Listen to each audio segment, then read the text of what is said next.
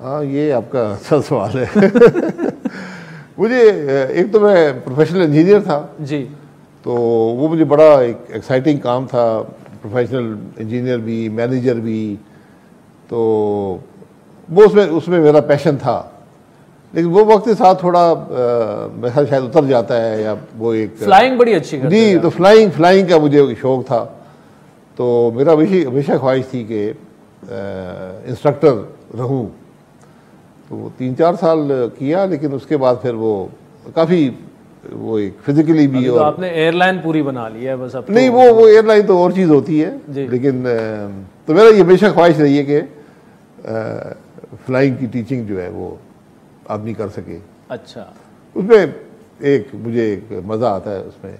तो वो अगर हमारे जैसे स्टूडेंट्स मिल जाएं जो कलर ब्लाइंड हो, उनके साथ क्या करेंगे?